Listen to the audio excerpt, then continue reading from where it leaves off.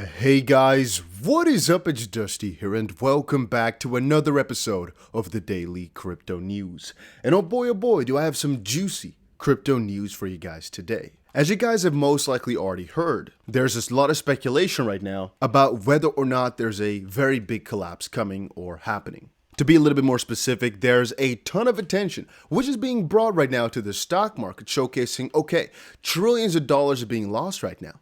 But one certain narrative that only we are really noticing is the attention that they're giving to crypto and the narrative which they're playing. Digital asset investors shared, pay attention. CNBC, as an example, but there's multiple, is really trying to sell this narrative of a Lehman moment for crypto. I've been through 5+ of these crypto pullbacks, and this one is not as bad as many others I've been through. There is a reason the mainstream media is selling this as a failed experiment. And of course, I have to play that for you guys to get in on this. So, BK, are we at a Lehman moment for this industry in terms of leverage, or are we months away from that?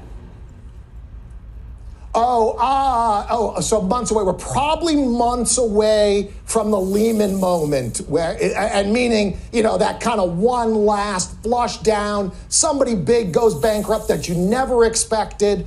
We're probably months away from that. So this already straight to the bat here to me is kind of confusing. It does make a little bit of sense, but it also kind of doesn't. What he's referring to here is this big bankruptcy, right? Again, the Lehman situation is mostly how people nowadays relate to bank runs. Whenever they say there's a big bank run, when people start to panic and a lot of the, house of cards start to fall, or at least a couple of pieces at the top start to fall, and then all of a sudden a fundamental bottom piece falls and the entire structure just breaks. And what he's referring to then is that one of the big players is eventually going to just either get liquidated or something's going to happen. But I'm sometimes looking at the situation and thinking, well, we're noticing right now FTX and Binance are saying, hey, we're going to be buying a lot of freaking companies at a discount. We're going to be bailing a whole lot of these out. And then I'm thinking, so how bad can it get? Is he referring to now that some of the behemoths are going to get messed up? It says right here, Bitcoin goes bust, worst quarter since 2011. But the same thing happened to stocks, no? Because we just don't know. There's still a lot of leverage, collateral pledged against collateral elsewhere. It is a great financial crisis for the crypto world. We built the Wall Street 2.0, and it didn't work again, shocker. And so we got to flush that out. Real quick, we're out of time. You're still short. I am still short. So, okay. BK, so again, that part does make a little bit of sense. Again, he's trading with the market, not against it, which again is to not trade a reversal. It's not too crazy to be short right now. But this narrative, I'm not so sure if I completely agree with that. Are we in a crazy amount of panic right now? Well, there's a lot of room to be said, no, really not. The crypto market will most likely start to pump again the moment that people keep thinking that these prices will keep going lower and lower and lower. Right now, the Bitcoin price is at the all-time high that we saw back in 2017. We still have a little bit of room to go down before actually breaking down some of these major support levels. And whenever we do, I'm looking for $16.4 thousand per Bitcoin. And when he's talking about those big busts, well, there is indeed something to be said about this collapse happening to a certain degree. I mean, Luna happened first, and that got a lot of others messed up, like 3 Arrows Capital, which right now, by the way, actually officially filed for bankruptcy over in the US, apparently to protect its assets from liquidators. Chapter 15 bankruptcy in New York. 3SC filing for bankruptcy comes less than a week after a British Virgin Courts island court ordered the hedge fund into liquidation. They were suspected to have, or estimated to have, as much as $10 billion worth of assets at its peak. So this is a really big deal. Here's a lot of the things which they were involved with, which is rather annoying because if they invested in those, again, if they still have a lot of these coins like Avalanche, Ava, and for example, Polkadot or Solana or Terra, whatever, they don't always sell the moment that they become available to them. How it works is if you're a seed round investor, for example, it sometimes could take a year and a half before you get access to your first token. So maybe with Solana, for example, they've already gotten 10% of their tokens, but they still have another 2 years to get the rest of their, let's say, maybe now they have another 30% unlocked, which they have not touched quite yet. Maybe they still have another 50 or 40, 60, whatever percent left that still needs to be unlocked. Then after they file bankruptcy, might need to be sold as soon as they get those coins, which could be a lot of negative pressure over time, specifically if it's such a huge amount of money. However, here's out of the video what I really don't agree with. Just listen again. And it didn't work again.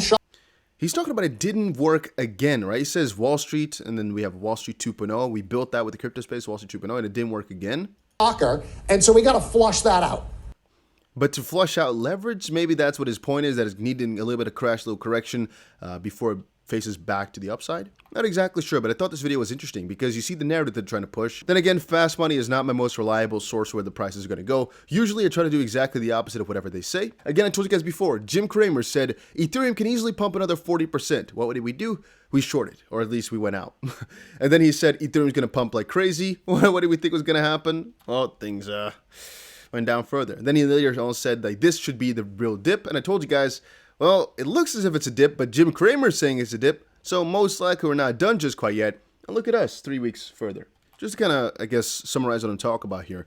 I personally think that crypto can surely go a lot lower. I mean, obviously, we're not sure where the bottom is going to be, and as it currently stands, it looks like a little domino effect is going on, and it might continue on further, sure. But we're all showcasing ourselves as well, and I guess we can just look at the analytics. A lot of people are buying this dip, man. Really, it's crazy. We can see the volume spike every single time that we get to these $18,500 Bitcoin prices. But take a look at Matic, for example. Data shows massive Matic accumulation by whales as Polygon ecosystem flares with activity. But also for XRP. Apparently, the XRP ledger sees network activity explode to 2-year high. People are going for this stuff. Take a look at that. That is crazy. XRP is holding up better than most altcoins on a Thursday crypto slide day. A couple days ago, the XRP network exploded with unique addresses interacting on the network exceeding 200,000 for the first time since February of 2020. This is worth watching. And I already told you guys before, XRP's utility is being greatly increased right now. A lot of the upgrades which we talk about every single day, they're putting this on the map, all right? And if you think XP will keep sitting still as this lawsuit moves on, I think you're greatly mistaken. One thing to make sure you understand is there's a good chance that the price is not going to pump before this lawsuit is over, or at least not just completely away from Bitcoin. It might have some small pumps, like 50% or so, but I'm talking about the real 300, 400%. I think that might only come when the lawsuit is settled, but the utility in the midst is increasing, and that's also what's really important to this eventual pump, basically. The moment that the pump comes back, I honestly think it's going to be way crazier than many people are expecting, because if it could go to $3, $4 back in 2017, look at where we are today. Look at how much this crypto has grown. Look at how much has happened in the last couple of years. Ripple is going like crazy over the last 5 years. I think once we get the pump going, it's going to be insane. And all I'm doing is waiting for it. And the same thing goes for Bitcoin. Same thing goes for all these things. I keep buying my way down lower. I don't mind. Let these guys bankrupt. Let these guys take themselves out of the market. I don't care. A lot of these guys were over leveraged, and what they basically were doing, guys, and this is very important to understand. What they were basically doing is they were buying Bitcoin and buying these cryptos with leverage because they knew if they just keep buying, most likely they'll just be good forever and it will just keep going up. The problem is they kept doing this until too high of a price with too much faith, and it went a little bit too low. If we look at their example and react and just buy our way down from this price, which is, for example, 18,000, then most likely, if we do end up eventually going to like a $3,000 price, maybe at that point we'd be screwed. But at least we have this leeway of not starting to buy at $60,000, maybe like a 3 hours capital, which is DC'd from really high up. But no, we're starting a lot lower, or at least we can get our average price a lot lower, and we can learn from the mistake which they've made, which is that if you just keep layering your way down, a lot of this trouble wouldn't happen. And the only way in which you can get into trouble is if you go too deep on a dip that's not deep enough. Wow. And that has to do with if you think, oh, this is the bottom, let me go all in. I personally think that's quite stupid, because what if the Bitcoin price goes another $10,000 lower over the next 6 months? It's always possible. So you always keep some funds on the side for that.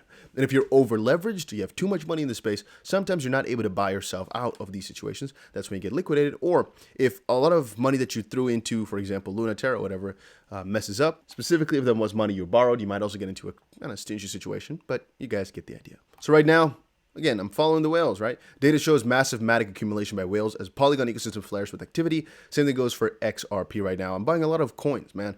Honestly, if you're asking me for my honest opinion, I think buying Bitcoin is the safest thing right now, but it's not something which I really like to do. I like to buy a lot of my altcoins, and I have this, maybe it's like some sickness, maybe some mental disease or so of mine. What I like to do is, by the way, guys, if you're watching this right now, make sure you press the like button. I greatly appreciate that. I'm trying to get all these videos to 500 likes.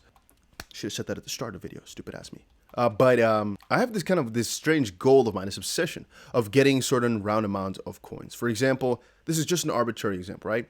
I want to get 1 Bitcoin, 10 ETH, and 1,000 XRP, for example. Or I want to get 10 BNB, 10 Ethereum, 3 Bitcoin, as an example, 10,000 XRP, 7 is not a nice, in my head I want, tens.